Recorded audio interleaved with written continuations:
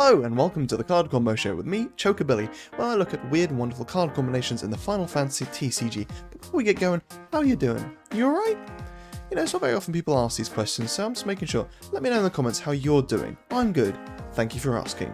Let's go. This week I'm going to be looking at Sephiroth from Final Fantasy VII and Opus 3. I don't know why I said what game he's from, it's fairly evident. Aerith from Final Fantasy VII and Opus 10. Had to have those two in, didn't I? Had to have them together. Ajido-marujido from Opus 6. Titan from Opus 6. And Lani from Opus 12. Okie dokie. So, first we'll start with Titan. One of the best Earth summons there is still to this day. So he's a 5-cost EX burst, choose one forward you control, and one forward your opponent controls. The former gains plus 2000 power until the end of the turn, then the former deals damage equal to its power to the latter. So one of the big things about Titan is the way he works, similar to Hecaton Shear. The source of the damage being dealt is not the summon, but the forward that is dealing the damage. So it gets around certain abilities where they don't receive damage from summons, for example Ishtola. So Titan is fantastic for that reason. Deleter. So when Deleter is chosen by summons or abilities, Deleter gains plus 1000 power until the end of the turn, and that applies to any summon or any ability, including your own. So you can target Deleter with when you cast Titan, and he will gain plus 1000 power from his own ability and plus 2000 from Titan's ability, which will mean he'll become a 10k, and then that 10k will get dealt to a forward of your choosing. Ignacio. So again, about the way that Titan is worded means that technically Ignacio would be the source of the damage and not the summon itself. And Ignacio's text, when Ignacio deals damage to opponent or to a forward, draw one card, means that by casting a Titan between Ignacio and another forward would draw you a card. What's also good is the fact that Ignacio will then be huge, 11k, and if you attack with him, your opponent has to either take damage or block, at which point you'll draw another card off of it as well. Obviously he can still be killed through the likes of Diablos, but still, if your opponent hasn't done that in response to the Titan, the chances are you're going to get another card off of it as well. Garnet. So Garnet cannot be chosen by your opponent's summons. When you cast a summon, all the forwards you control gain plus 1000 power until the end of the turn. So similar to Deleter, when you cast Titan, Garnet, if you choose Garnet, will become a 10k, but it's good because all your forwards will gain plus 1000. So maybe you've got Garnet and a couple other forwards that are also 7k, regardless which one you pick, they will become 10ks and you'll deal the damage. But Garnet is a great target for Titan because your opponent has to respond with either a summon that doesn't choose, or an ability to be able to get rid of Garnet as the target for the Titan. Ramza. So let's say for example you have two forwards on the field already, that would reduce Ramza's power by 2 CP, and when he comes onto the field he'll then gain plus 2000 power as well. Now if you were to then cast Titan onto Ramza, Ramza would become a 10k forward. That 10k will get dealt to a forward of your choosing through Titan's effect, and then because Ramza is a 10k forward, he will gain haste, and when he attacks, he can break a forward your opponent controls of 3 or less. Warrior of Light. So this guy didn't get played much. I mean, he got a little bit of play in Opus 1, but even then it was a bit niche. So if Warrior of Light deals damage to a forward of cost 4 or more, double the damage instead, just like with Ignacio and Deleter. As he is the source of the damage, it means that the damage is being doubled, and therefore if you pick anything of 4 or more with Titan's effect, Warrior of Light will become a 7k forward, and then that will get doubled to 14k once it is dealt to one of your opponent's forwards of 4 or more, which will be a large amount of them, especially in decks these days. You're finding more and more 5-cost forwards are being played. Doga. So Titan's already got a couple of nice effects, so why not capitalize on that with Doga on the field as well. When you cast a summon across 4 or more, choose one backup across 3 or more your opponent controls, break it. This effect will only trigger once per turn, so obviously don't go casting Titans willy-nilly because you'll only get the one break. And obviously it is only backups of 3 or more, and generally that won't be your entire opponent's backup lineup unless they're running some sort of wonky deck or some incredible value deck. But yeah, the chances are they'll be able to break 1 or 2 of their backups at least. Red Mage. So when you cast a summon, you may put Red Mage into the break zone. When you do so, choose one forward that costs 3 or less, break it. So you could combine this with Ramza. So you cast Titan, you then put Red Mage into the break zone and choose a forward of 3 less. Your opponent controls, break it, then Titan's effectively resolve. That would probably break something else, and then Ramza would hopefully be a 10k. He can attack and break a forward of 3 or less that your opponent controls. So that'd be 3 forwards gone for casting a Titan and removing or breaking Red Mage and attacking with Ramza. That's pretty good. Okie dokie, so Lani. Lani is a weird card. She feels very much like she should be ice. I feel like they only put her in fire because she's a headhunter. But anyway, when Lani enters the field, your opponent removes the top card of their deck from the game face down. You can look at it and or cast it as though you owned it at any time you could normally cast it. The cost for casting it is reduced by 2 and can be paid using CP of any element. So she is naughty. Sorry, that was weird. Kais. So you might as well hedge your bets a little bit. You play Kais into the field, you get to look at your opponent's top card. They don't know what it is, but then you can kind of get a glean from maybe what your opponent's running, but also what you would play off of Lani. If it's like a really good forward or a really good summon, then obviously you'd play Lani to get that card to your fake hand. But it's also a case of you can put it to the bottom of their deck and just dip even further if you need to. And Kais also does that to your own deck as well, so you may get to look at the top of your deck and see what you've got coming. If it's an EX burst and you plan to take damage in your next turn, that's also good as well. Une. So chances are, if you've got Une and Lani on the field at the same time, your opponent's going to be getting rid of Lani as quickly as possible, because having the flicker ability on Lani is just devastating to your opponent, because you can keep, every time you cast a summon, flicker Lani and steal one of your opponent's cards, and now you're not forced to play those cards that you steal from their deck. Obviously you can do, and you can play it with any CP, and the cost is reduced by 2. So that means all the things become immediately more playable. But still, you don't have to play those cards, and it's almost like a weird version of Mill. But yeah, you could be casting little summons like Mind Flayer, for example, that's dulling one of your opponent's forwards and drawing yourself a card. So Mind Flayer replaces itself, which is nice, and then you flicker Lani to then make your opponent just lose a card from their deck. Kefka. I could have picked Fanfrit for this, but I really like Kefka as a card and I wanted to get him a bit of screen time. So let's say you play Lani onto the field and your opponent, from your opponent's deck you get a forward, and you can play it forward right now because it's a 2 CP, and the good thing about Lani is that it says the cost is reduced by 2, but she doesn't state that it cannot become 0. So if it is a 2-cost summon, backup, forward, whatever, so long as it's legal to play at that point, you can play it for 0, which is great. So you play Lani onto the field, reveal a 2-cost forward, you play that onto the field immediately, you attack with Kefka, you can then break that forward from your opponent's deck, and then break one of the forwards your opponent controls as well. Now obviously bear in mind that you are also putting the forward you stole from your opponent's deck into their break zone, but maybe that's not where you want it to be. If it's a forward and you're looking like, that's a really good forward and I don't want them to gain access to it at all, you should just probably leave it removed from the game. Ash. So let's say you played Ash onto the field, then you play Lani, and Lani reveals again a 2-cost forward, summon or backup, something like that. And it's legal to play at that point. You can play a card for 0, and then you have fulfilled Ash's text of at the end of each of your turns. If you've cast 3 or more cards this turn, draw 1 card.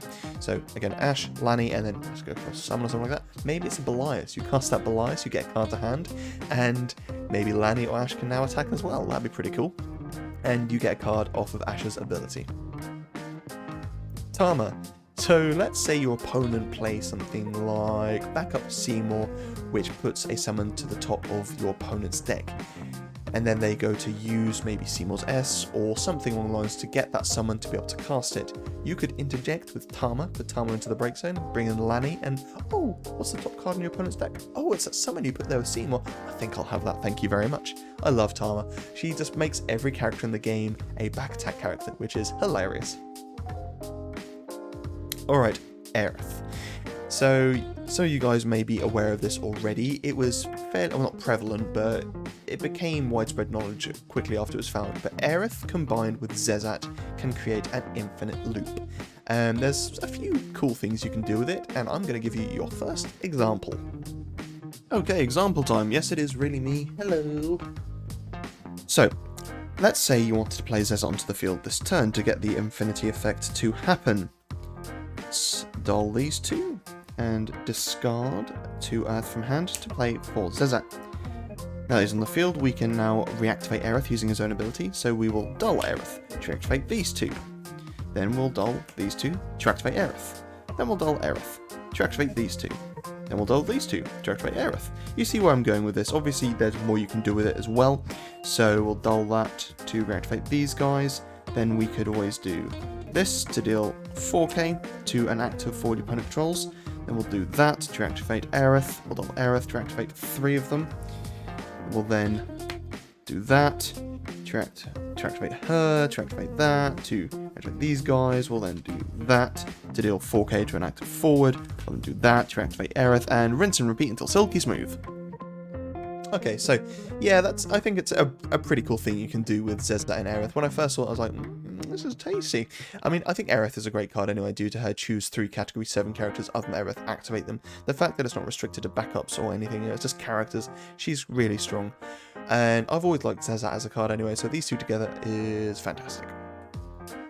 Rosso. So if Rosso receives damage, reduce the damage by half instead. So she's only a 5k, but it means that basically your opponent has to deal 10k to be able to get rid of Rosso. Because you deal 8k, it becomes 4k, you deal 9k, it gets rounded up, so 9k actually would do it, because that would technically be 4,500, which gets rounded up to 5,000 even, sorry, I can do math, and that would kill Rosso. So technically 9k would be enough to kill her. So she is quite small, but still, if you use Aerith's pay to win to choose one forward during this turn, the next damage dealt to its forward is reduced by 2,000 instead. That means that they have to now deal 13,000 to Rosso to get rid of her. Obviously, there can be separate packets of damage unless you have a Minwu effect on the field, but still, it gives her a bit more survivability. Cloud. So again, a heavily played card. He's a really good card actually, but Blade Beam, 1s, fire, a colourless and a dull. Choose one forward your opponent controls, deal it 8,000 damage, and deal 4,000 damage to all the other forwards your opponent controls. So let's say hypothetically you've got a couple of Cloud cards in hand. What you could do is use Cloud's S, deal 8k to something, 4k to everything else, use Aerith to reactivate 2 backups, provided they're 7 characters obviously, and Cloud again. You then discard your second Cloud card from hand to use Blade Beam again. You've now dealt at least 12k to 2 different forwards and 8k to everything else. I mean, you could deal the 8k to the same forward, but that would be a bit nuts because that'd be 16k to one forward, and if something's that big, then you're doing something wrong, buddy. Barret, similar sort of thing as with Zezat, or Cloud to be fair. 2 Earth and a Dull, deal 4,000 damage to all the forwards your opponent controls.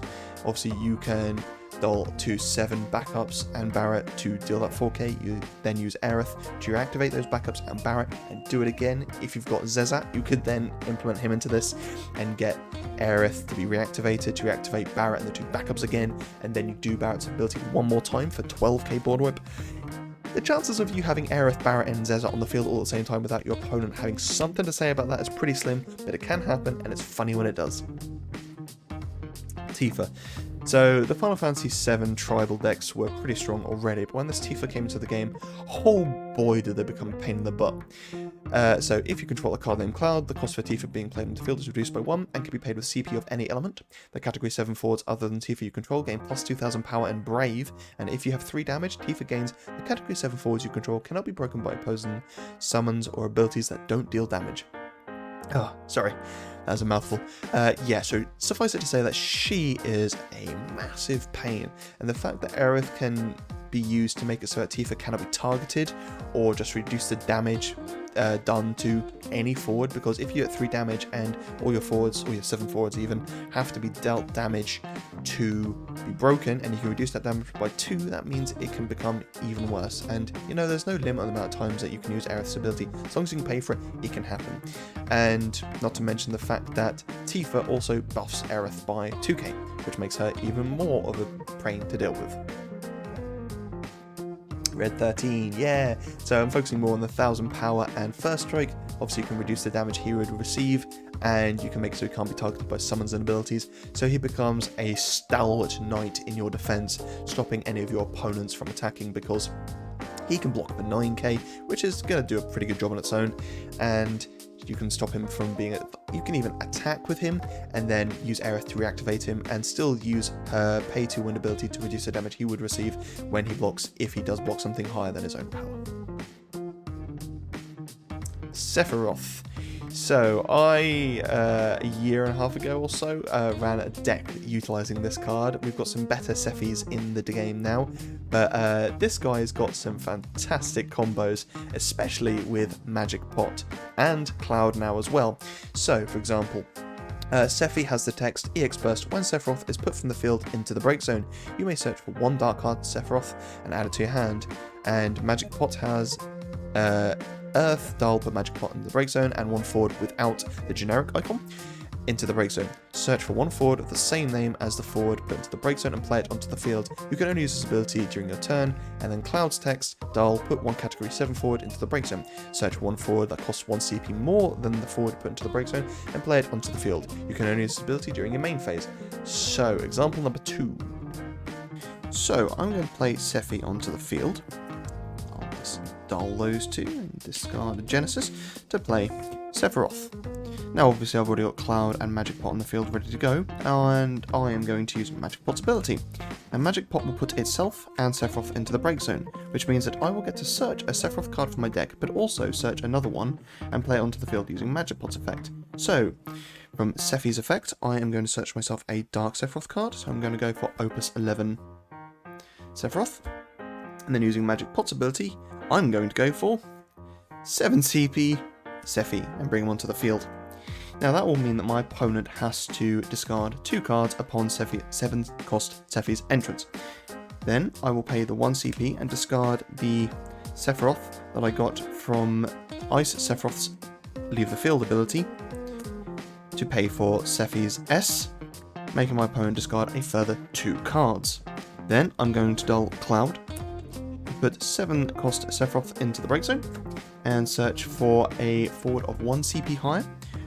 I'm going to bring in 8 cost Sephiroth, and I get to choose a backup and break it. So, just to review, I have paid 4 CP for this Sephiroth. I've then paid 1 CP and put Magic Pot into the break zone. I've paid 1 CP and discarded a Sephiroth to use 7 cost Sephiroth's S ability, and I've dulled Cloud. Now obviously that is a fair amount of cards from your deck put into the break zone already, but on the face of it, for dulling 4 and discarding 2 from hand, you have made your opponent discard 4 cards, broken one of the backups, and you have a 8k forward with first strike. Pretty good going. So yeah, there's some disgusting things you can do with that combo.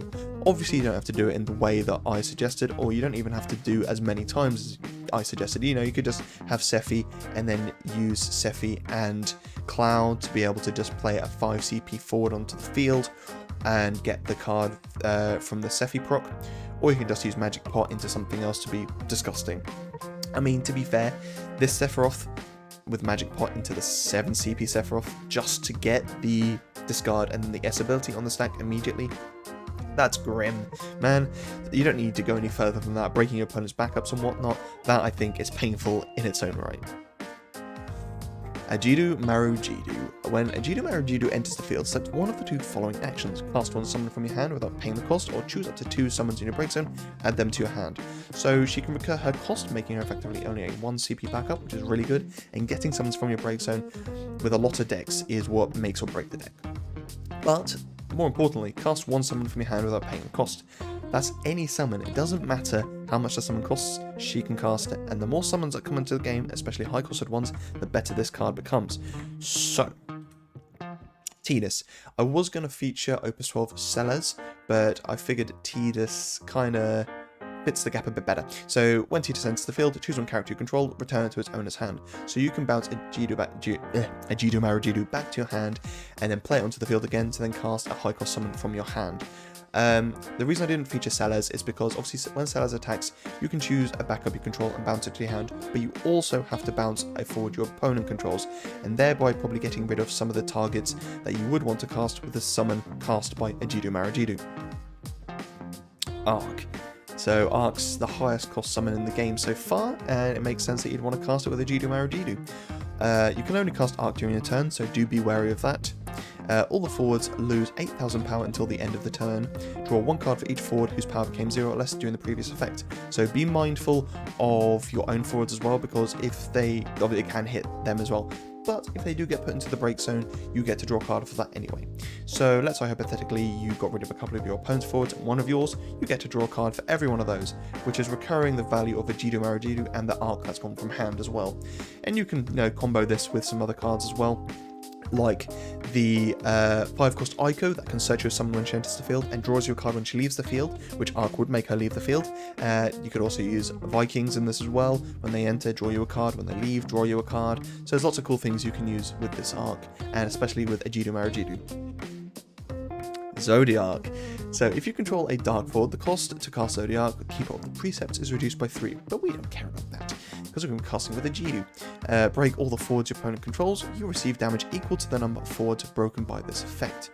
So, much like with Titan earlier, the key here is how Zodiac is written, because the way the damage would resolve, if, say, hypothetically you cast Zodiac and your opponent's got 7 forwards, you would take 7 damage. But it is only 7, or it's only 1 instance of damage, so 7 damage in 1 instance. And you can use cards such as Gabranth to mitigate all of that damage. So put Gabranth into the break zone. During this turn, the next damage dealt to you becomes 0 instead. So because it's the next damage, it means that you only take 0 damage. You can cast Zodiac, break 10 forwards, you take nothing, provided you use Gabranth. So let's change the way Gabranth is worded as well. So put Gabranth into the break zone, choose one forward you control. During this turn, the next damage dealt to you becomes 0 instead. So if, say, a forward would have been receiving 8k damage and then use Gabranth's effect on that, obviously that would become 0. And the same applies to Zodiac and Gabranth. Because it's 1 instance of damage being received to you, doesn't matter how much it is technically all the next damage, and therefore Gabranth can make it 0. Tama, so just like with Lani, your opponent wants to do something, you can just crack your Tama to bring in Ajido-marujido to cast a huge summon from your hand. Maybe it's a Phoenix or something like that. It's also good because you can cast something off color, which your opponent won't consider, and you can just completely interject onto your opponent's turn. Be wary, because I did mention earlier, Arc can only be cast during your turn. So there's no way of cheating it in. Because it states it can only be cast during your turn, it means that you have to cast it on your turn, funnily enough. So using Tama to play Ajido to play Arc will not work, that's an illegal move. But you can use other things, so you might be able to use Zodiac, or you could play Phoenix, or there's loads of different options for what you can do. Diablo. Yeah, you play Ajido-marujido onto the field to play Diablo, so you activate all your backups, including Ajido, which gains you a bit more value from her being played. Then maybe you break one of your opponent's forwards, and all your backups being reactivated then means that you can maybe cast more summons if you wanted to. Also, you could use Diablos and Ajido with Tama. So on your opponent's turn, you play Ajido with Tama to then play Diablos to activate your forwards and make a forward that's attacking 1000 power maybe. Ash. So just like earlier with Lani again, Ajido and Lani are similar in the fact that they cast things onto the field. So you could play Ash onto the field and then play Ajido. Ajido will then play you a summon, or cast you a summon, sorry. And that would then mean that Ash's text of at the end of each of your turns, if you've cast 3 or more cards this turn, draw a card. So she would refund her power a bit more. If you combine this with the likes of Diablo, where you are reactivating your backups as well to then be able to cast more things, obviously that can work in your favour. Talking of which, Lock. Obviously, for every card you cast, Lock's cost goes down by 2, so you play Ash onto the field, you then play Ajido-marujido, which could then cast you a Diablos, which reactivates all your backups, and then Locked Out only costs you 2 CP. You can't go any lower than that. You got all your backups ready to go, which you'll have at least one from Ajido-marujido. If you're playing Ajido-marujido with no backups, then it may not be the best play, but sometimes these things have to happen, right? But yeah, a funny other play as well is playing Ajido-marujido with Lock already on the field. If you have Une, being able to cast a devastating summon for only 5 and gaining a backup and then flickering Lock for his ability as well can really deal some horrible stuff to your opponent's field. Cool. There we go, everyone. I hope you liked this week's weird and wonderful combos. Let me know some of the combos that you guys have been playing. I mean, it's a bit tough to play at the moment with the COVID situation going on, but people have been playing over Discord and Zoom and whatnot. So let me know some of the funny jank you've had happen in your games, and I'll see you guys in the next video.